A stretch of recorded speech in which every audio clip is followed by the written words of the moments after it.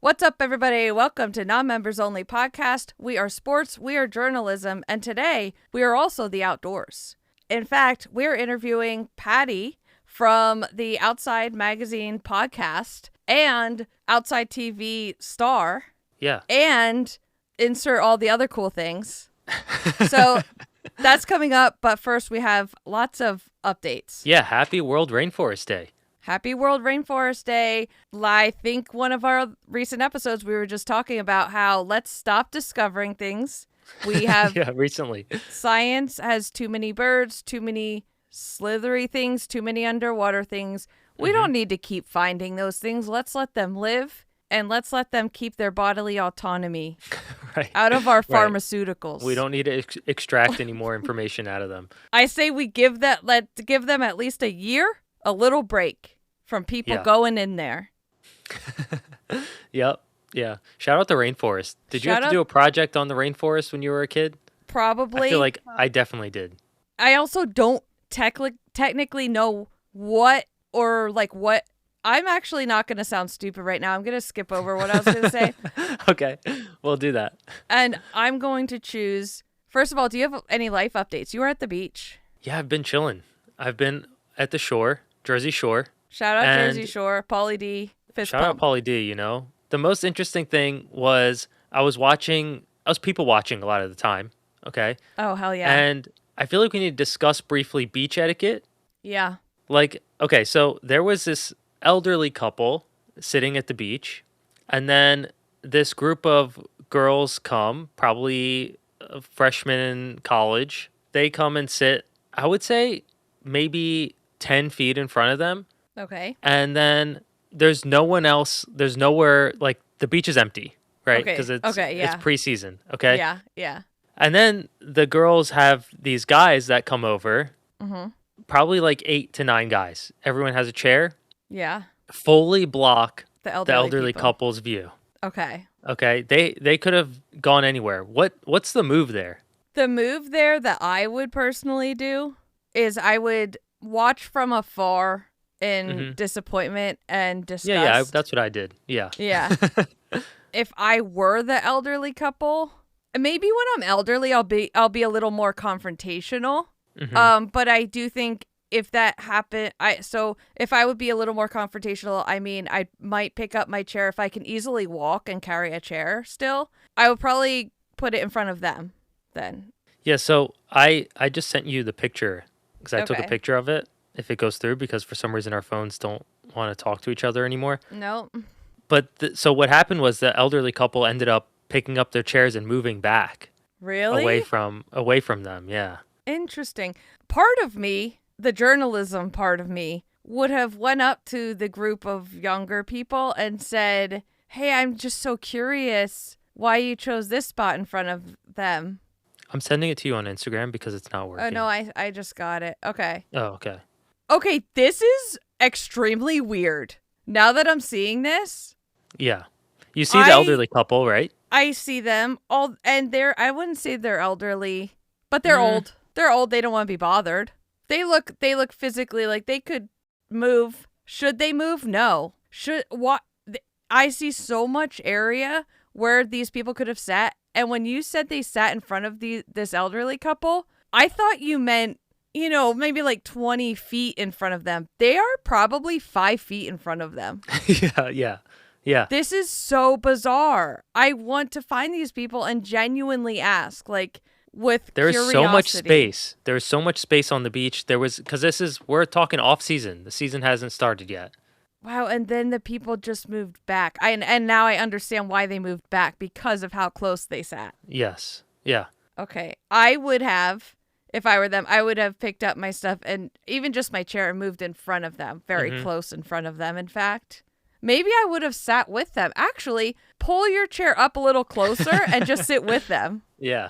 That's so weird to me. It's weird, and I felt like they were having, like, this couple was having a good time reading their books, and then these guys come in with, like, music, Drake blasting on a speaker. No, oh my park God. Right in front of them, and Sam and I were just like, we can't believe, like, there's no social awareness or self-awareness of what's going on around you. How is that possible? That's really wild. I've seen some pretty rude things at Jersey Beach. Yeah. Not like that. That's just weird. There's It's so really much space. weird.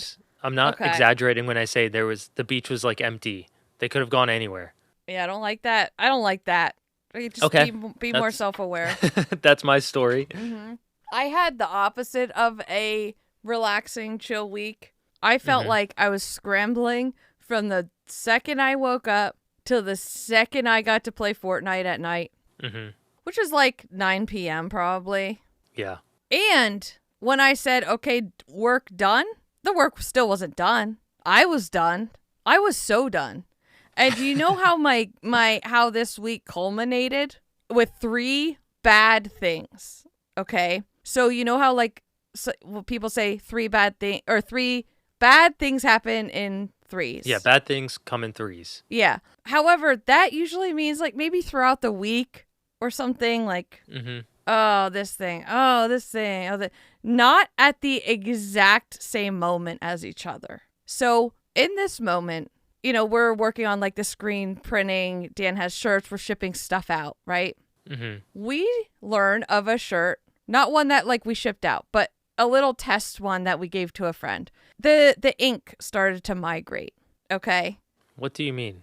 The ink in the Comfort Color shirt. Yeah. Because of how they're dyed. Yes. It can, depending on how the ink sets and everything, it can migrate into the white. So like we printed on purple. Okay. Yeah. Anything that has a red tint included in the color will migrate eventually. Yeah. Anyway, so we panicked. We're like, oh my God, we just shipped out all these shirts, not realizing like, oh, that was a test sample that we weren't even like using for this thing. Yeah. It was just to see something else. Anyway, but so we're in the midst of freaking out about that. Like, what do we do? Do we bring them all back? Do we whatever? Then as we're saying this, I hear a tss, water starts just pouring out of the bottom of the fridge. That's the worst. Any running water sound in a home, I don't I don't like it. Get it out. I don't want that. Yeah. And so Dan pulls the fridge away from the wall. There's water shooting out of the hose that connects to the fridge. So he turns off the water. So as he's dealing with that, I just happen to check my email and see this email from my editor for the book saying all of the sales teams and everything say we can't actually release it in the spring. It's going to have to be like August, fall, basically. Okay. Which still is, this year. No, well, next year. So next year by this time, the book would be out. Okay, I see. All of my marketing and everything was going to be for spring. That's when people start running. I was like, you were ready. Everything was set. Yeah. So I read that, huge letdown for multiple reasons I don't even need to get into here. Nobody cares. But I can't stress enough how at the same time these things happened. Yeah. I felt like I was in one of those comedy of error shows where it's kind of slapstick in a way how things are happening. Right. You slip on a banana. Right. Yeah. Right. And then in the midst of that, little kids, they can't read the room. That water spewing out of the back of the fridge. They want to play in it. I'm freaking out. Dan's holding this shirt. What do we do? Yeah. That's what I wanted to say. Okay. So is the fridge, Dan fixed the fridge hose, I'm assuming. I actually don't know. I assume. Okay. I checked out. The shirts are good. Shirts are good. Shirts are good, and they were good, and once we looked into it, we were overreacted. Oh, yes, 100% overreacted. But Dan is the epitome of overreaction. Okay.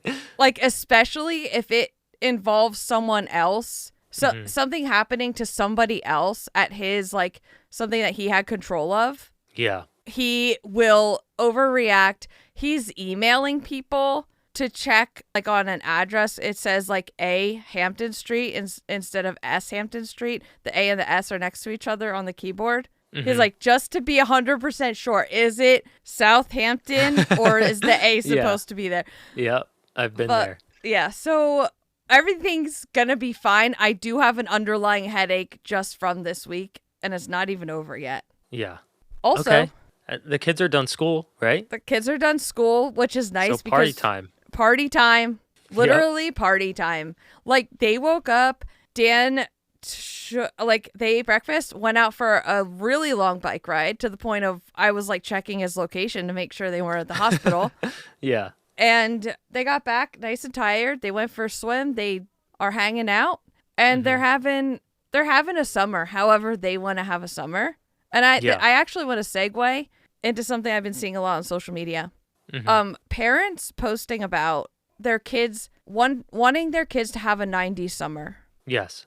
And we briefly talked about this before recording. You said your 90s summer, you would play video games, you would go outside, play kickball, whatever, entertain yourself. Yeah. I did similar things. I didn't play as many video games probably, but I was like watching TV. I was poking around the house, like doing whatever. I didn't have like neighborhood kids or siblings that played with me, so I was like playing outside by myself. Yeah. Like swing set, forts, whatever. And then I would come in when I felt like coming in. Maybe I watched TV more. What I think parents are forgetting is your 90s summer that you're glorifying, it was not controlled. Right. They're trying to control it. They're trying to say like, no TV. I didn't. Okay. Shut up. You're telling me you didn't sit and watch junk cheat TV? You didn't watch Jerry Springer? Like, we're all like, I drank out of the garden hose. Yeah, we all did that. But like, no one was telling you when to go outside, what to do outside. They're like having these activities that the kids have to do outside. Oh, I see. Yeah, I haven't gotten this trend yet. So what you're saying is that the parents are like setting up specific things for the kids to do. Yes, and telling them when to do them and when they can come inside. And I'm just like, wow, you're missing the point of a 90s summer is we weren't parented. Yeah, we were just free range. Right, and you guys are like, you're trying to control it. That's not a 90s summer. You're having a 2026 summer, which is totally fine. But if I want my kids to free range themselves, don't shame me about that. Yeah. You guys don't even remember what it was like. I think people are just taking like, because so many kids are like addicted to social media and YouTube, that people are going the extreme the other way and being like, well, now you have to stay outside for 8 hours. Yeah, and then they're going to resent that, and then all they're going to want to think about is their game or like whatever. Yeah. We used to play games, like I would take my Game Boy outside and just go sit and play. You know what I mean? Like, just shut your brain off. Like, read for enjoyment. Like, have books out, do whatever. But I don't know. Maybe that's just me. And the thing is, other kids probably need some more like guidance. And I'm not like shaming these parents either. I'm just saying like take a little self-reflection and really remember what it was like when you're saying, oh, my kid's having a 90s summer. I don't know about that. We just did stuff as kids. I dug a hole. Yeah. I was just digging holes. Sticking sticks in holes that the snakes were probably in. Like, make soups out of dirt poison and worms. ivy. Yeah. Okay, everything. Tell Dad, okay? What didn't? Oh, okay. Everything okay? Yeah. You texted me like, I don't know what, some random night. Yes, this was Saturday, I think. Saturday last week. Yeah. Okay, here's the thing. Last week was also extremely high stress. And I also had a kid's birthday party to plan.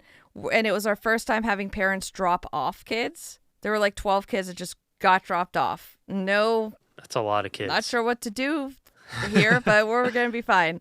Yeah. And we had one of the kids like stay for a sleepover. So that night, I'm already overstimulated. I am mentally exhausted. Social battery in the toilet.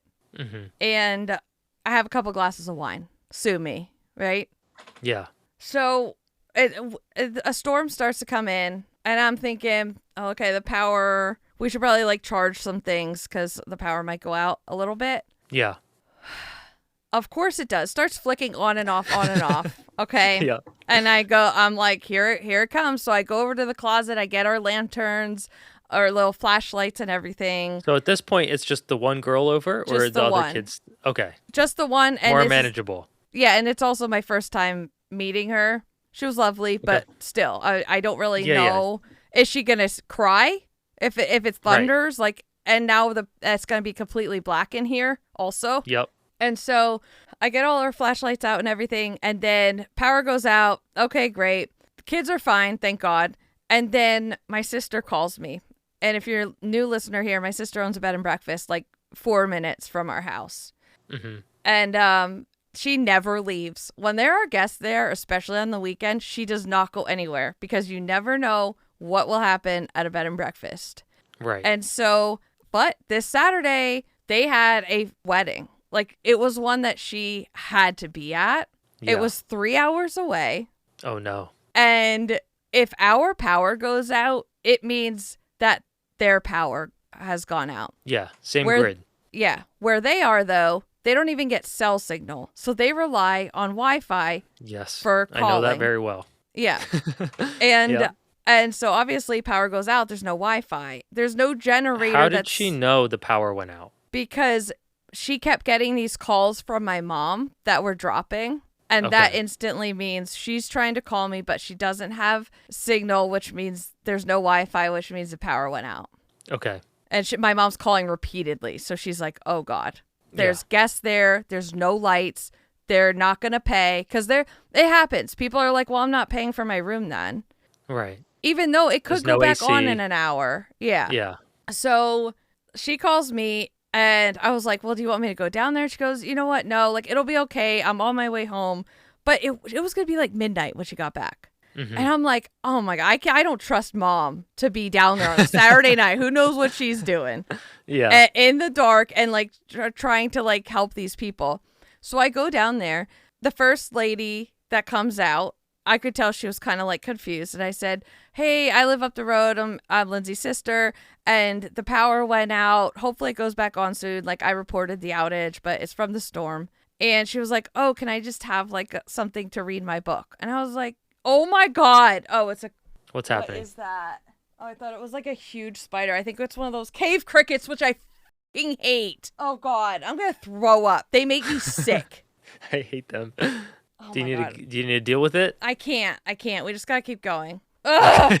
No, I feel like things are going to crawl on me. Okay. So apparently my parents have no flashlights. They have these 2 flashlights from the 1980s. I remember them when I was little. So like 90s, right? Yeah. No batteries in them. Corroded. Sitting on the desk like they're about to be used. Okay. Ready to rumble. That's what I was dealing with. So my mom comes over with a lit candle and gives this to the woman.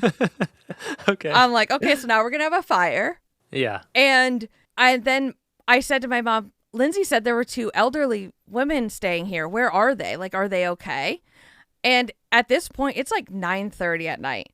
It's dark. I see a car pull in. It's the 2 elderly women moving very slowly. I'm realizing, oh, wow. Like, I might need to like get their bags. Yeah. And so they're returning back. And I explained the power went out. I'm going to go back to my house to bring you some flashlights. Like, can I get you a drink or whatever? I bring them into the commons room where I have like these tea lights barely illuminating anything, but that's all I could find, the little battery things. And so I get them like a water and a soda from the fridge. And then I put my mom in place. I'm like, sit here. I will be right back. Yeah. So I go to get the flashlights. I come back. Now we have flashlights. We can help them up to their room. It's still pitch black. And also it's in the middle of nowhere. So there's no street lights. There's no nothing. So this flashlight, I mean, I could like illuminate their feet, like their path. Yeah. But they can't see anything else, like what they're trying to hold on to. They can't get up the stairs. Like we're holding their bags and I kind of had to like huff them up the stairs a little bit, like from behind. So then I'm all flustered. My mom, I could tell, had some cocktails as well. And so we're trying to keep composure. I'm worried about these women's safety. Yeah. We get to the room and I can't figure out the key. It's not like I'm turning it the wrong way. And I'm like, oh my God, these women, are never going to come back here. I feel like their safety is like on my hands now. Yep. I'm worried about 2 doors down. Is there a fire that's going to start with that candle that we gave the other woman? And how many guests would you say were in there? There were 5 rooms occupied. So Okay. this was not like a little one-person thing. This was a lot of confused guests, a lot of questions, and a lot of needs, and 2 very inept people to be handling this. Right. I don't know where anything is. Also, the lights, the power eventually came back on, and there are lights in the front, like outside of the rooms, so they can see where they walk. I didn't know how to turn them on. I could not find the switch. It was a disaster. And I was so worried. And I was like, I'm so sorry, Lindsay. But all I could do is like, I physically got the old ladies up to their room. And I think like, if I didn't go over there, what would have happened? You've been people there. Probably would have just left. Yeah. You can't really do much. No. There's no generator. I don't think there's a generator. If there is, it's enough to maybe flush toilets, because that's the other thing. It's a well, so you can't use the sink. You can't flush the toilet. It's not just like, oh, you don't have lights and can't watch TV. Yeah, it is everything. You cannot drink water, or there's bottles in the fridge, but it's a lot. Yeah, but I understand. Yeah. And then to not have a restoration time of when it's coming on. Yeah, whenever they feel like it. That's what it is. You're out there in the outdoors at that point at night, and just hopefully you can just go to sleep. I'm surprised Dan didn't go over there and rig something up. Right. Well, one of us had to be here. Yeah. Anyway, if you've ever wondered what it's like to run a bed and breakfast. Were the guests like chill though after? Like were they understanding, or did you have some people that were disgruntled and like, I'm never coming back? Like, what was the situation? This group was chill. And I think it's because it did go back on eventually. Yeah. However, there have been people in the past that have had like you're in the country. When you open the door, a bug might get in your room. Okay. Yeah. There have been people that left because a bug was in their room that they probably let in realistically. Right. Bringing their suitcases in. Oh yeah. So there have been people that left for a lot less and refused to pay for the room, and I just didn't want that to be on me. Right. So my sister's never allowed to leave again. Okay. That's but you the moral handled it. Of that story. I feel like you handled it. I tried to bring some comedy to the situation and say some jokes. They weren't really landing. Right. It wasn't really comedian for the night. It wasn't my demographic. They were in their 80s at least. Yeah. That's great. We try our best out here. I could tell from the text message you sent me that you were panicking. I was so panicking. I just wanted my sister to get back to deal with it. Yeah. And the fact that like my dad has Parkinson's, he's sitting in the dark on the porch because my mom, he can't walk in by himself. Like, cause he'll just fall. So my mom yells to him, Jim, just stay on the porch. Don't move. I'm like, Mom, he has to pee. Like, it was just such a disaster. How do you not have flashlights and lanterns in your house when you lose power as much as we do? Yeah. I feel like for you guys in the summer especially, it's like once a month at least, right? Yeah, these thunderstorms roll through, a little twig touches a wire or whatever, forget it. Yeah, I understand. Do you want to just get into this Patio interview? Yeah, I think we should. So we do have like some stories afterward that we want to talk about, but we don't. If you're here for Paddy, we don't want to keep you waiting any longer. Yeah, because exactly. Paddy is one of the coolest characters I've met recently. Super interesting guy. I got the opportunity to be on his podcast, had a great experience, and he happily came on ours. So grateful for this convo. So I hope you guys enjoy. Okay, it is a big day for us because we are here with Patio, more formerly known as Patty O'Connell, but no one calls you that. It is just Paddy or Patio, host of the Outside podcast, writer for literally everything. If you have read an article that was written about the outdoors, Paddy probably wrote it. Also has been the host of other podcasts, also has a very entertaining series on Outside TV called Patio Sucks at ... Yes. Which we have binged some episodes and we're loving it. So welcome, Thank Patty, you for having to the me. podcast. Woo! Do I clap too? I should clap too. Woo! Yeah, that's very Midwestern of you. Yeah, totally. I don't know what to do with my hands. We're excited to have you. I'm excited to be here. That was such a nice intro. Thank you very much. I decided to just like flop through it. I like it. It was great. That was awesome. Thank you. Thank you. I was on Patty's podcast. I was so intrigued at how good of an interviewer you were. I've never that's very kind. I'm not just saying that. I've never had an interview that insightful and that made me think in ways that I usually don't for interviews. So where that episode you can listen to on the Outside podcast, which we'll link it or in the description or something. Cool. Awesome. Thank you. Yeah. And so when we had the opportunity to have you on here, I am like, absolutely yes. I need to pick his brain. Oh, man. So let's. Well, I hope I don't totally suck now. No. But thank you very much for the compliments. That's very kind of you. We try extra hard at the Outside podcast to do a hefty amount of research going in and get to the gooey stuff, the good stuff, that's behind the normal stuff that you might hear on another interview show. We want to get to the good, the ooey gooey emotional feels part and the stuff that makes you giggle, and I think we did with yours. You were so fun to talk to. So you made my job very easy, Erin. Okay, because I usually just black out and during things, so I actually don't know what I said. But let's get into our fun, not serious questions. Let's do it. I love not serious stuff. Okay, great. First of all, big fan of your show on YouTube. Thank you. The Patio Sucks series. I noticed that you reference a lot of pop culture. Oh, yeah. And I was curious if you have a favorite sports/adventure movie. Oh, Mike.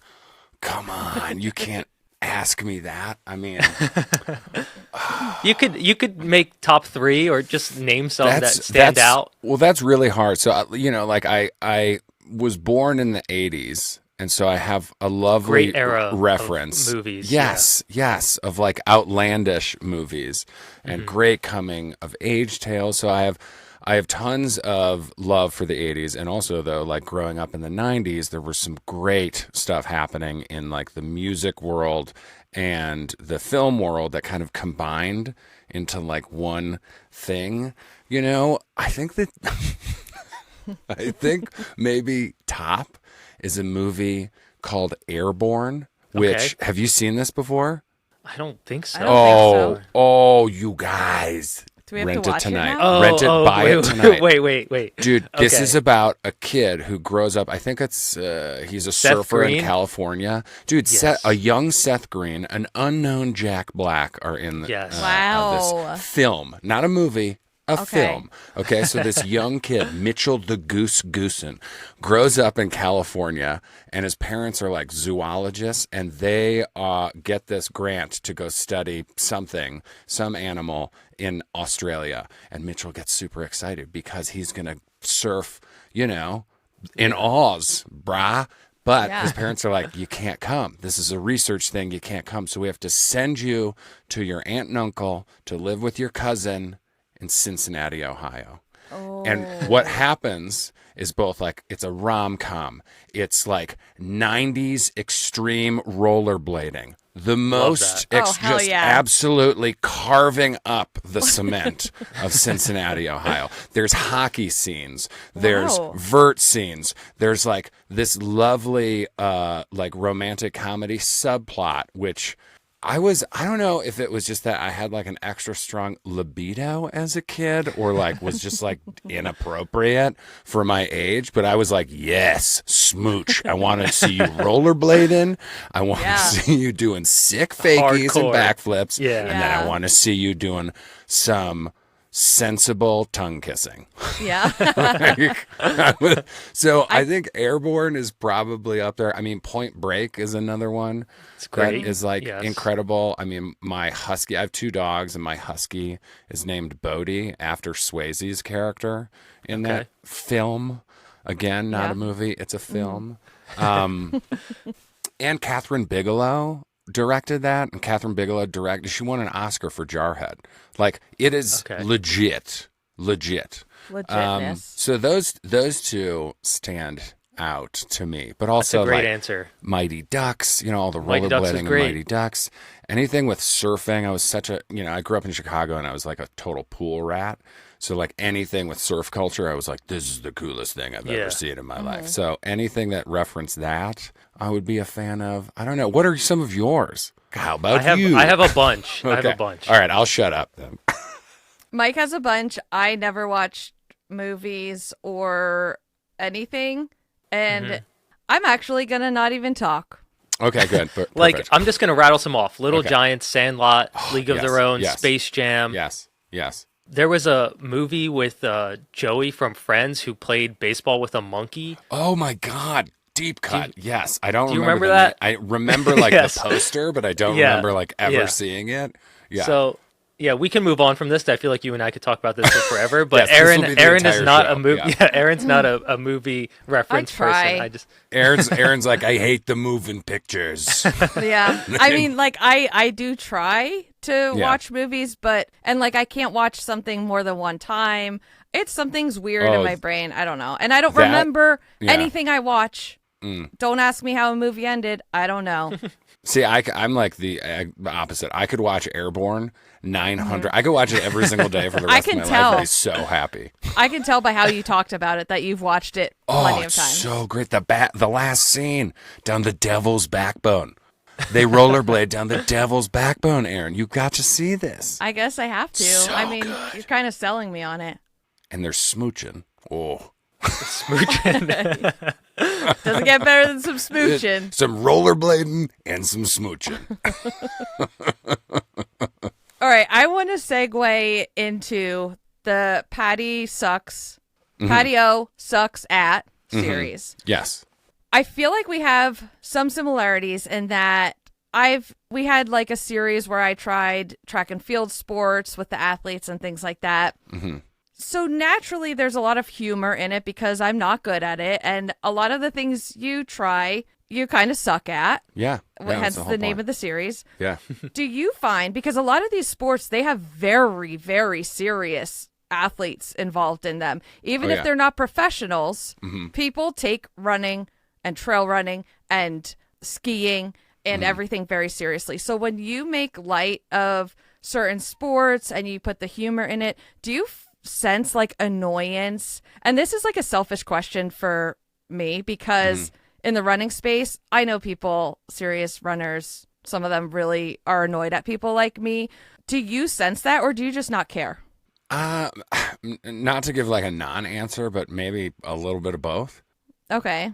I think that folks in the outdoor space in general, and maybe it's because of like we're self-selecting, right? Like we choose these things, whenever they come up in our life, and especially in adulthood, and we say like, I am a skier, I am a trail runner, I am an endurance athlete, whatever it is, right? And that becomes, like our passions and our hobbies and how we spend our time become our identities.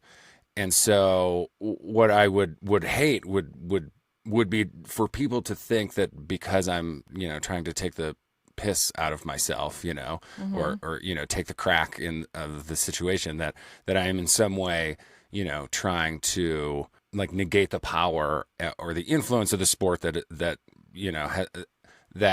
has had, impact on their life. Mm-hmm. And that's not what I'm trying to do. What I'm trying to do is like open up a little bit of the door, or even just, say like, this is what I have felt, which is that I have wanted to try these things, but the power of no inside my head, the power of looking stupid is so strong that I've said no for years to trying. And that has kept me from getting to what you have, which is identifying with this sport, which is having fun out there. So I also do think that a lot of times people take things far too seriously. Yeah. Or maybe not take things far too seriously, but take themselves far too seriously. And when you do that, what you end up doing is like you're closing off this great thing from other people. And I just don't think that's very cool. And so if you're like that, like high on yourself, I kind of do want to like talk a little smack to you. I kind of treat it a little bit like, when you show up to like slow pitch co-ed softball, like rec league, beer league softball. And you're just like there warming up and somebody shows up in full like sliding pants and like stirrups and like eye black on with like, batting gloves in their back pocket and their like jersey tucked in. You're like, dude, what did you not get done in JV high school baseball that you need to figure out right now? Like, what is going on? Do you need to call me by your father's name so I can give you a hug and tell you that I love you and that you're good enough? So like in a moment like that at softball, like I will take the piss out of the situation and I will like scream just like sports, athletics, friendship, like randomly because like that guy's taking it too seriously and he wants to get into a fight or like slide cleats up into second base into somebody when like everybody's in like jorts and like sneakers, and a little drunk. Right. Everybody's out there just to like have fun. And so in the outdoor space, I tend to think of these things a little bit like that. It really I don't want depends. anybody to I don't want anybody to feel like I'm definitely not making fun of you. I'm making fun of me so other people can get into the thing. Yeah, because that's the thing. Your series makes it very approachable for people that, like you, were scared to try things to be like, hey, Patio didn't care what he looked like or how he did into sport. Like, I should give this a try. But I don't care if someone's serious about a sport, but when they are taking that out on a new person, exactly. There's a lot of like gatekeeping and skiing, I've noticed. Oh, yeah. I'm surviving, guys, and I'm literally here because my kids like it, okay? I'm not trying to get in your way. I'm following all the rules. Sorry, I am not you. Yeah, okay. And it's not like outdoor fun is chocolate cake. It's not like there's only so many slices to go around. You know what I mean? It's like, dude, just like everybody can go out there and have fun. And with the series, the whole point was like, if you're worried about trying something new and looking stupid, don't worry, I'll do it for you. Yes. Right. Yeah, love it. Yeah. Yeah. How did you get connected with outside to begin with? And man. And then from there to have a show, that's... Well, I mean... Outside has gone through like many iterations of like, top ownership. So, for a long time I'd been, writing and producing different sources of content for different magazine titles. Those then got acquired by a company, which then became Outside Inc., which, has Outside Magazine, Outside TV, and then all of these other titles. So I'd been writing for like ski for a bajillion years. I'd written and done some stuff for Outside Magazine for a very long time, and then my dear friend Micah Abrams, we had been working together at like Powder Magazine and Men's Journal, and we had written some stuff about how I want fly fishing to be my retirement plan because I don't want to get into golf, but I also am terrible at fly fishing and I just stand in the water and say the F word while untying knots, I'm like, what am I supposed to do when I'm 70 and this is supposed to be my thing, And then, I wrote an article for Men's Journal about, I think it was called I Suck at Mountain Biking and So Should You, about just like getting out there and just like, like, huffing and puffing like an asthmatic elk, like on the climb. And then it's like, all of a sudden I was like, I saw my shadow and I had like somehow like a tree limb had stuck itself into my helmet. And so I looked like an idiot antler, like an idiot deer, and I was bumping into stuff and I couldn't realize why I was bumping into so many things until I saw my shadow. But then on the downhill, I was like, oh my God, riding bikes is so much fun. This is awesome. Everyone should do this. This is great. And so Micah was the top editor for like, a lot of those stories. And then when he moved positions over to Outside, he was like, we're trying to make some TV shows. And like, what if we took these articles, but made them into a TV show? So the conceit would be you try to go from zero to hero in 3 days, and we just film you being funny and being you in front of a camera trying new stuff. And it was great because like I like the opportunity to squash the ego, the hubris, the like scared little version of me inside of me that says don't try that stuff. And so we filmed for 2 seasons and I got to try a bunch of things that I had put on the back burner for a long time, even though, like I moved to Colorado after college and I ski bummed and I worked as a a snowmaker, a lift op, a ski patroller. I sold fancy women's underpants in a fancy women's boutique in a ski town for a short period of time. Like I did the ski bum, ski town lifestyle, but I was like, I'm a skier. And then in the summer, I whitewater raft, and that's it. That's what I do. And that's what I'm only going to do. And I stopped trying new things. And so this was a great opportunity to try some new stuff and make some stories and hopefully make some people think and laugh and feel like they belong and then try some new stuff themselves. I think you're doing a great job at that. Oh, thanks, man. Has there been one sport or activity you tried where the footage was just too horrible or miserable to even post or publish? No, actually, Micah would probably, if anything was this is the great thing, because Micah now is the co-producer of the Outside Podcast, so we continue to work together. But if there was anything like that, he'd be like, this is our Citizen Kane. This is our Rosebud here. He wouldn't let me not post anything. Right. I mean, there were some scary bits. There were some really serious, scary bits in kayaking. Being upside down and testing things out and how to wet exit out of a kayak upside down in a pool is a whole lot different than doing it in a river. I mean, you're strapped into a trash can that flips so upside down, and then there's rocks and waves and things. So that was pretty spooky, and it was October and snowing, so it was cold in Colorado. So that was pretty scary. I mean, burro running, is. It's dangerous to be behind a burro when you're running. Let's just put it like that. They don't have the best bathroom etiquette. Let's just say that. So that was scary for a different reason. But no, there was nothing that we were like, this can't do it. No. Yeah. I mean, even snowboarding, I never made it off the bunny hill because I took so many slams that on the third day when I was like, I'm going to ride the big lift and go top to bottom, I slammed so hard that my back exploded. I've never felt older ever before. Yeah. It was my back exploded. It was that's it. We're done. So it was kind of a bummer because I didn't do the big final challenge. Yeah. And I had to go to the doctor and I felt 100 million years old, but but we still used it. There's always a story there to tell. I mean, that's the thing. I mean, we weren't making a documentary. We were making a television show, but we weren't going to force anything. We weren't going to lie about anything. So what happened is what you see.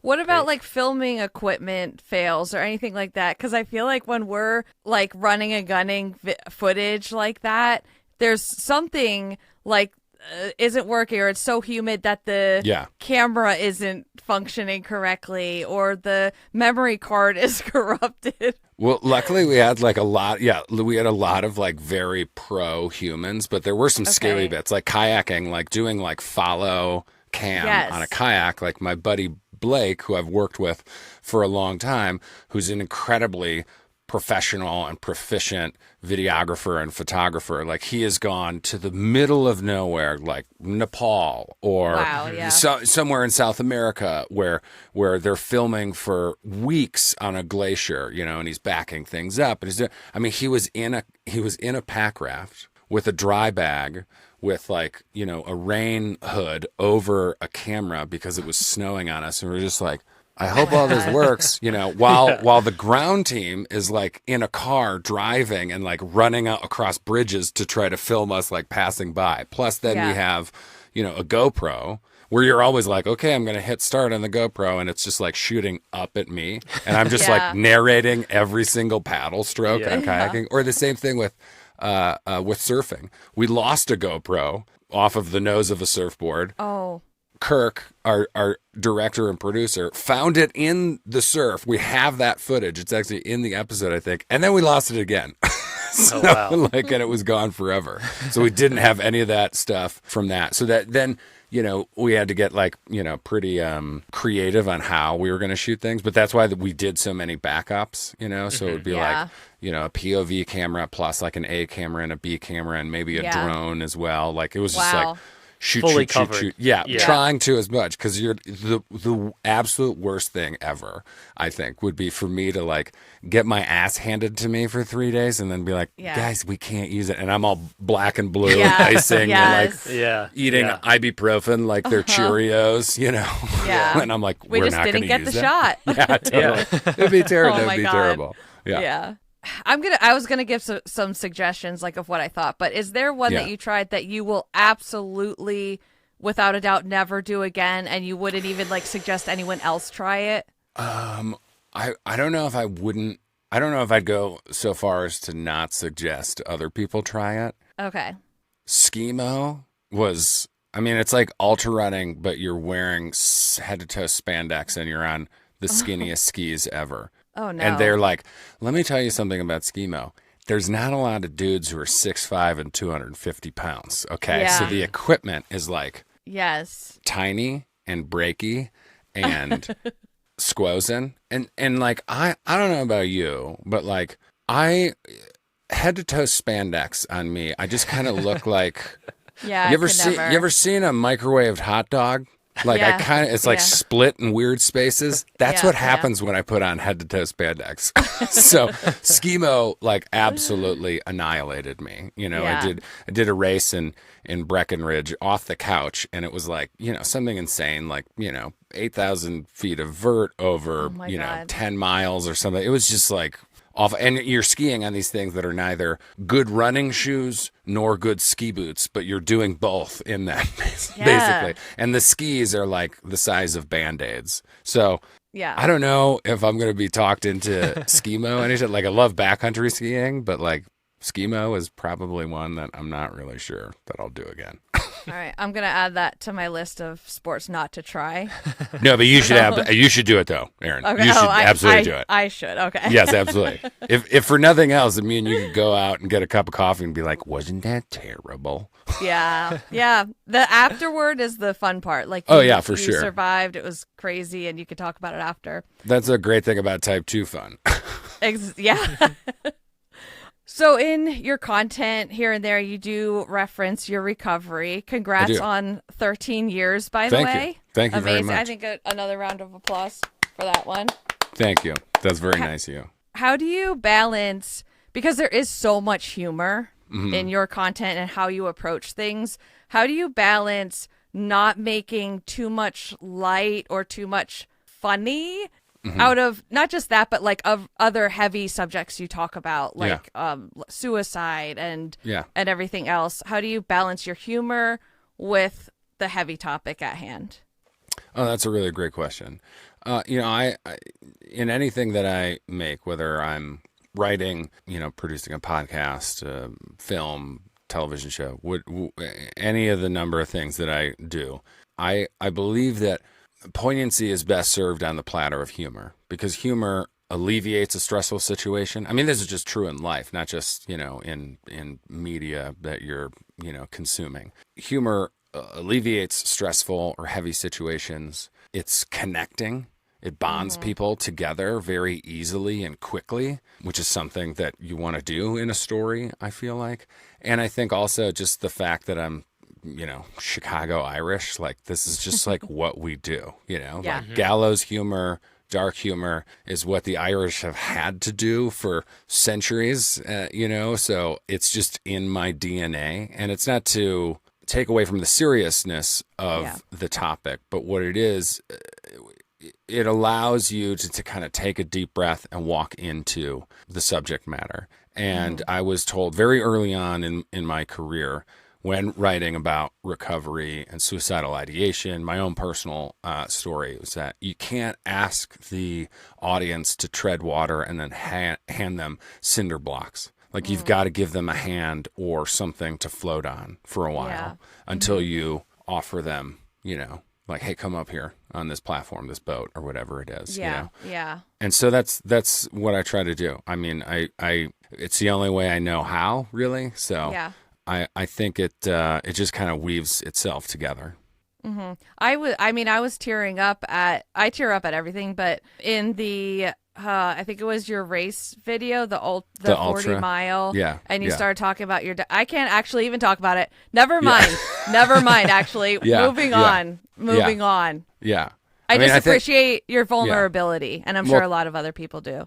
Well, thank you very much. I mean, it's a personal goal and mission of mine in my work to always cover recovery, suicidal ideation, mental health issues. You know, the suicide epidemic in the Mountain West is still, 8 of the 10 states in the Mountain West have the highest suicide rates per capita in the country. And that doesn't match the stories that we, tell ourselves about, my life is better than your vacation, good vibes only type thing that happens in mountain towns. And so, since this, the suicide clusters of the Mountain West were first reported on really in the early to mid aughts, it's been a goal of mine to talk about that. And the best way I know how is to use my own personal story, because I had that, dream, quote unquote dream ski bum life, but I was privately suffering through alcoholism and drug addiction, depression, suicidal ideation, and it was by luck and circumstance that I was saved, that I'm here today talking to you. So if I can do anything to help people through sharing my story, that's what I want to do. And that's what we try to do with the ultra episode of Patio Sucks At, which I think is a pretty good example of being able to use some humor to get to a heavy subject matter, but also then show the light, show the side, the hopeful path of action towards change. Yeah, for sure. So well done. Thank you very much. I appreciate that. That was probably my favorite. That's my favorite episode that we've done. Yeah. That is the last episode that we filmed before we went on hiatus and I had a baby and then took over for the Outside podcast. Yeah. I think we should link that episode in the description too. Cool. I think so. Thanks, too. Mike. Yeah. Thanks, Erin. Yeah. All right, I'm going to ask you a little bit of a lighter question here. Okay. You describe yourself as awkwardly large. Do you find it hard? Yes. Yes. Do you find it hard to get outdoor gear that's built for you? Dude, I find it hard to find pants. What I mean? Like not just because I'm a larger than normal human, but because of where we live, I can't, there's no place for me to buy pants, dude. You know what I mean? Yeah. So these are some of the trade-offs of living in a mountain town. Yeah. I think that more brands are making the double and even in some cases triple XLs. Yeah. That a man of my stature with a back porch like I have need, to get out there. But there was there's been multiple ski seasons where I've gone through 4 pairs of pants because I've angled out on a turn and just popped the inseam, which is a terrifying thing because you think that you're well, I just popped both of my ACLs. And you're no, it was just the stitching on these Gore-Tex non-stretchy pants, Right. Because I got too much, meat in my back seat, So, I mean, I think it's getting a little better, but it's getting easier to find. I don't know. Yeah. I guess what it really is hard is that I had a big growth spurt when I was a kid, and now that I'm 42, the only growth spurts I have are east to west. Yeah. So maybe I could, maybe I can do a little less donut eating, and the pants won't be popping so hard. But they're delicious, the donuts. So do you have advice for any big boys listening on how to find outdoor gear? Get the stretchiest pants out there, brother. Yeah. Get the stretchiest pants.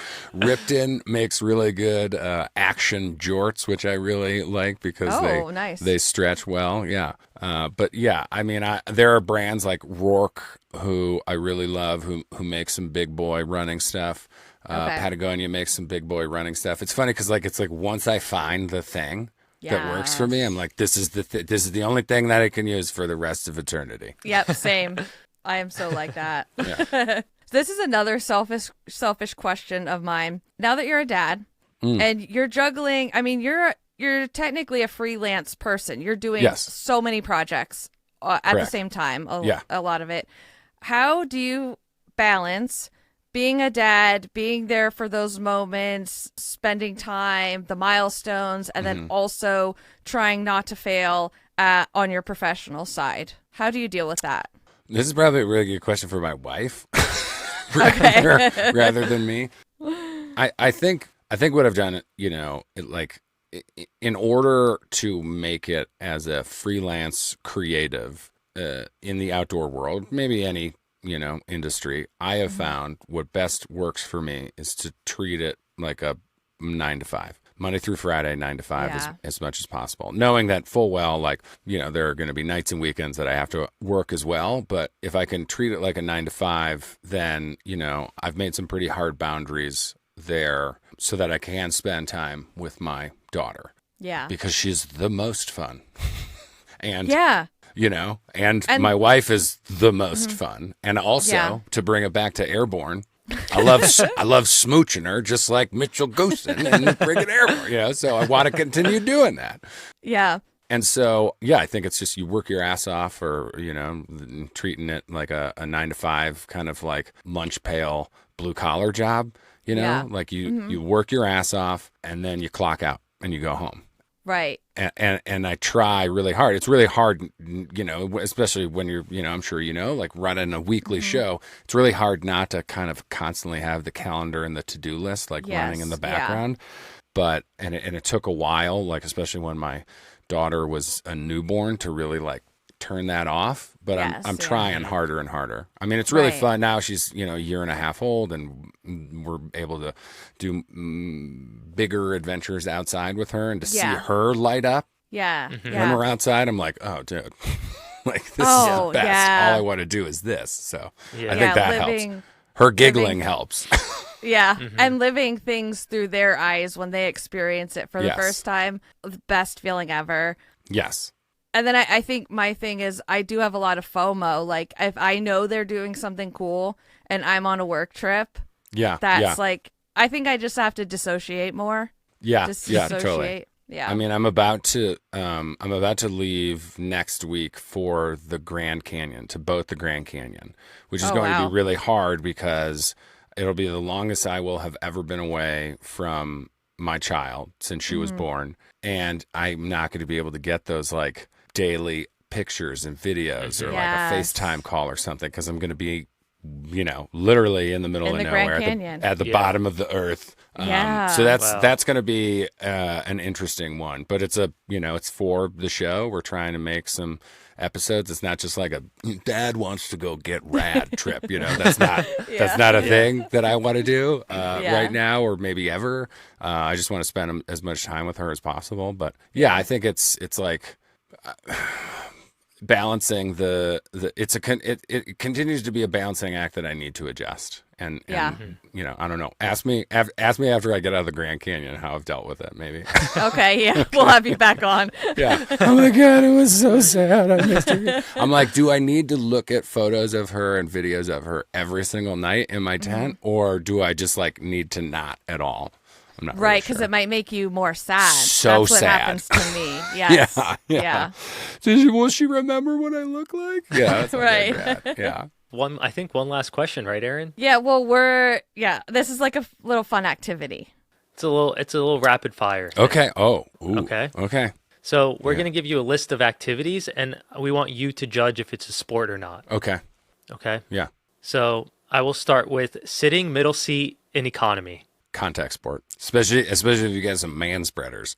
Oh yeah. Making the bed. Sport. Okay. Putting on a wetsuit. Oh yes, it's a sport. Jesus, the like full body like shoehorn you need to get into one of those things, and then like you need a Tacoma with like a big old cam strap, toe strap to get out of that. At least I did. Yeah, fully sport. Yes, endurance sport. Yeah. How about gaming? Video games. Like Nintendo? Yeah. Yes. Yeah, it's a hobby. Okay. Uh-oh. Here they come. They're coming. I can already hear. I can already hear the comment section. What about packing? Like packing for a trip? The Grand Canyon. Oh, absolute sport. Love it. Love laying all the gear out. Like I make like organized little things. And then my favorite is the Tetris that you have to do in the back of the car. Yeah.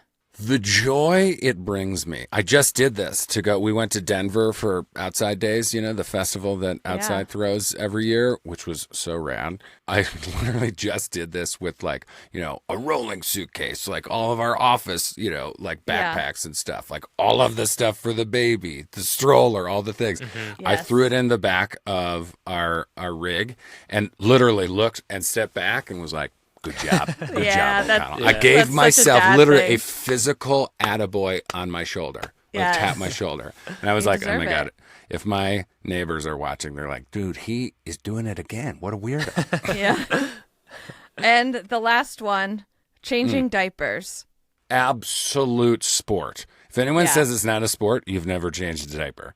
Yeah. Because sometimes the things that you have to be able to grab with your toes while you're like holding legs and like holding a poopy diaper and there's like a poopy butt in the air and you're like this thing and then the kid starts to twist. Yes. Oh my God, no. Yeah. And you got to be able to do stuff with all of your, it's like you have to grow limbs. You become an octopus. It's pretty cool. So yes, absolute sport for sure. I just did it I just did it this morning. Oh God, it got intense.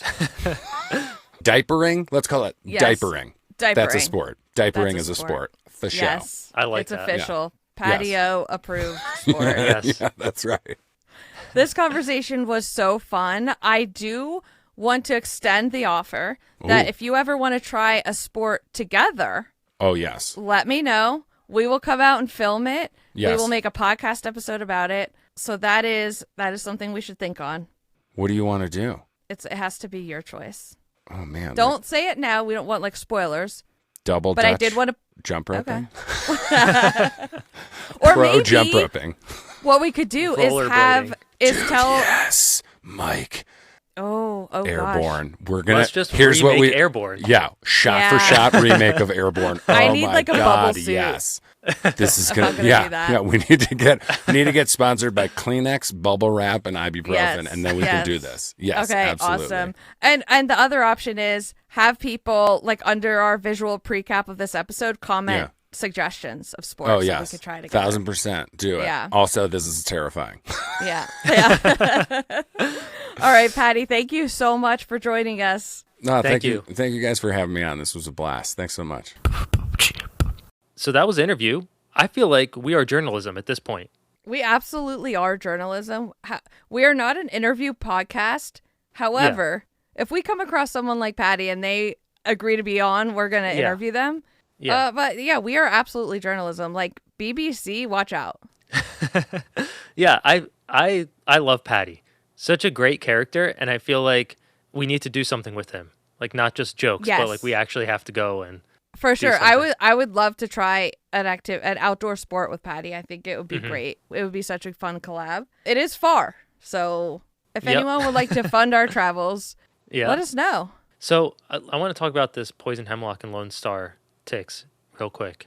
Yeah. Did you guys ever hear of the outdoors? So I've been getting, I guess ever since talking to Patty, my For You page on social media has just been things outside that can kill me or hurt me. Uh-oh. And like one of the things that I've seen pop up recently is something called poison hemlock. I feel like any outdoor person probably already knows about this, but this is new to me. Yeah. Were you aware of this plant? I'm aware of all the poison things because I'm very paranoid about poison things and about my kids touching poison things. I don't get poison ivy personally, but everyone... And my kids don't, but I feel like everyone else does, and I'm very worried about it all the time. Yeah. So what specifically, though, did you learn about poison hemlock that was on your... To me, I was like, oh, I've seen this. I've touched it 100 times in my life. Yeah. Which probably is not true, but it just looks like something else that definitely grows around here, and I've touched it. Absolutely. You know? That's really all I wanted to say. I mean, I can post a picture of it so you guys are aware of it, but...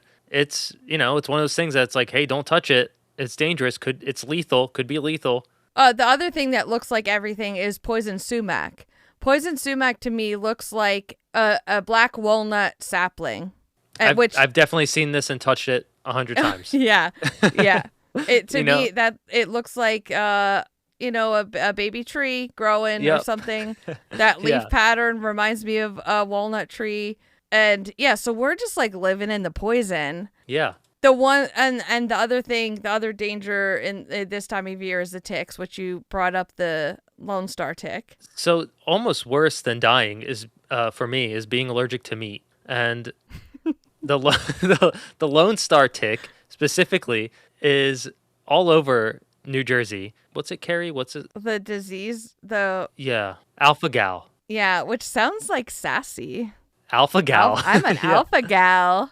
Yeah. The first time I heard about this tick was one of my neighbors was all of a sudden sent to the hospital because he couldn't breathe. Oh. And he got bit by a tick earlier in the day and then had burgers for dinner. And all of a sudden he had an allergic reaction, and it turns out it was from the Lone Star tick. Oh my God. Isn't that crazy? Were you aware of this? I was aware of it, but I didn't know that you knew someone that happened to. And also, I, for some reason, thought it was temporary. So it says that alpha-gal syndrome is a long-term condition for which there is no cure. Oh my God. However, symptoms can lessen throughout your life. Oh, wow. From months to years. The thing is, there are ticks on the dog, on the kids. Everywhere. In the house, because they're bringing them in the house. Sometimes I just feel like I probably live with Lyme disease. Mm-hmm. I know people that have it chronically, that they have been misdiagnosed for years, and now they have it so bad that it's causing really major issues. Yeah, it's scary. Okay, I don't know if you've seen these things on social media that basically they're these edgy kind of running brands, I guess you could say. Yeah. That do these really out there events to kind of draw attention and be I don't know. I don't even know what the word is. It's very marketing heavy, but people are flocking to do these things. I'm sure influencers are paid to go to them. One of them though has caught my eye, and I just can't get past it. And to the point I thought it was satire. I thought it was AI. Yeah. And I know a lot of people had issue with the Satisfy Adidas event where there was a punk band playing and the runners were in the skate bowl thing. Okay. I don't know. People were up in arms about that, how cringe it was. I'm who people cares? People are just up in arms about everything. But if there's live music, people are running, whatever, they're trying new shoes, who cares? I thought it looked pretty cool too. The content looked really cool. This, however, is a dark warehouse. It's a dark warehouse. Everyone has a headlamp on. There are probably 50 headlamps at least. There's a tarp on the floor. They're on treadmills, which are pretty close to each other. Mm-hmm. And they're all running. How long are they running? 24 hours. This is 2 a.m. in a decommissioned tank factory somewhere in London. Of course. Yep. It's the scene of an underground 24-hour ultra marathon on treadmills, designed, here comes the marketing lingo, designed to forcibly interrupt the everyday. That's what we do best, actually. It is what we're actually experts in that. Yeah, we forcibly interrupt the everyday. It's the first and likely last of its kind, never before attempted and likely never repeated, because it's torture. What is this? The air looks thick? I keep thinking I'm seeing things out of the corner of my eye. The air looks so thick and polluted. Yeah, do you want to sit there while you wait? Okay, that's fine. The air looks, Indy, look at this air. Dirty, right? Her mouth is open, whoa. Yeah. People are running in that for 24 hours. And so this was posted by Arc Project. Is this the brand that did this? It says projects at the intersection of endurance and philosophy, designed to forcibly interrupt the everyday. What does that mean, and what are they selling? I'm not sure. I'm also not sure. But they did collab with Nike London in one of those posts. Okay. Nike so I'm Vision, yeah. What running brand do you think this was for? Oh, it was Nike. Okay, I see. Yeah. Do I understand it? No. Is it interesting? Yes. Did it make me talk about it? Yes. Exactly. Maybe that's all they want. Right. Also, have you seen this guy that is trying to run 40 miles per hour? I've seen it, but because you sent it to me. And okay, he's calling it biomodding, not biomaxing, and I respect he's enhanced. that. He's enhanced for sure. Yeah, I respect the choice of not calling it biomaxing. So the current, I just want to put it into perspective, like what he can currently run. Sorry, because the guy himself is fast. Yeah. It's not like someone like me trying to do this. I feel like he can currently get to like 23 miles per hour. I'm running a good 5. Okay. But this guy, yeah, he can get up there. So what he does is he makes changes to super shoes, tries to use different parts of his like anatomy. And for example, he wants to offload his Achilles into his lower back. Yeah, so it's basically looks like a shoe with like a rope attached to the heel to his like waist. Yes. And this is not a joke.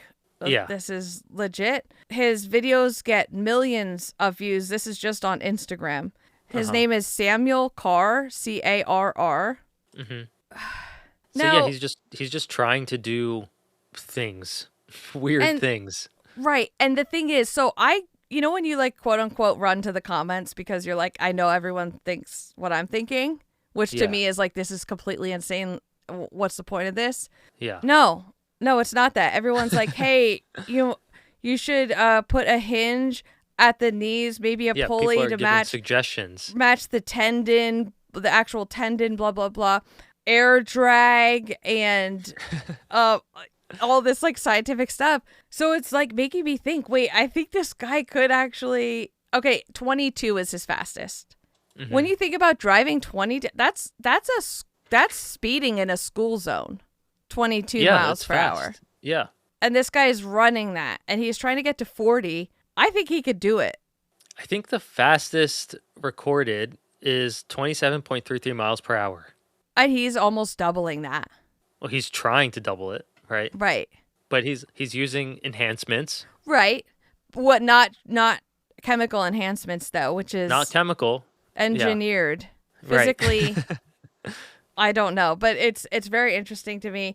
And I'm looking forward to following this weird journey. Yeah. Someone said bro doesn't know physics. So of course you also have these people. The science guys. Well, we are also science. I'm not going to chime in the comments, but we will be watching from afar because we are science. Yeah, and we'll post a video in our visual precap. Yeah. So you guys can see how weird the shoe looks. And you also need to see in the precap how close those people were sitting to the other people on the beach. Yeah. Yeah, I can post that. Maybe I'll blur their faces or something. Okay, do you want to get into No Bad? Yeah. No bad, no sad. Since we are nature over here and we are outdoors. Yeah. I found this story, a little video, if you will, of a wild elk playing almost like fetch or ball with this kid. It's in Evergreen, Colorado. And the kid is just like kicking this orange ball to an elk, surprisingly not running away from it. And the elk is just happily playing with it, pushes it back. I don't know how this is happening. This is so crazy to me. It's a bright orange. I think it's a soccer ball because he has a soccer net right here. Yeah. And usually if you're going to throw a ball at a wild animal, they're going to scurry. Like they're skittish and scared, or they'll just kind of stare at it. But this one was actually, it looked like it was trying to kick it around and play with it. It's so cute. I don't understand it. I've never seen a wild animal interact like this. It made me think it was AI, to be honest. Right. It's not AI, though. I'm assuming it's not. I just love videos of animals being happy. And this one is like also in its wild habitat. Mm-hmm. Which looks like it's just by this family's home. Yeah. Like their backyard. They're out there. Mm-hmm. Like us with our black bear and the cubs. Yeah. Any updates on that? Nope. The trash pickup people came. And they're like, these are bolted shut. And Dan had to run out and apologize about having the bear there and unscrew the lids and explain the situation. And they were like, oh, yeah, we get it. Right. Give them a key. Yes, never a dull moment. I get it. Okay. Well. Thank you, everyone, for listening Don't forget to leave us a 5-star review on Apple Podcasts and Spotify. And follow us on those platforms. It helps a lot. And also following us on social media, especially Instagram. We're very active over there. We reply to things and ask things and DM things. Post things. At non-members only on all platforms, actually. Yep. You know Somehow what? Got that. You know what? Maybe you're on Facebook. That's We're on fine. there. We're on there too. Yeah. Yeah, I think that's it. That's it. And thank you for listening, and thank you for Paddy for being on the show. Shout out Paddy. Yes. Thank you guys. And the outdoors. Wow.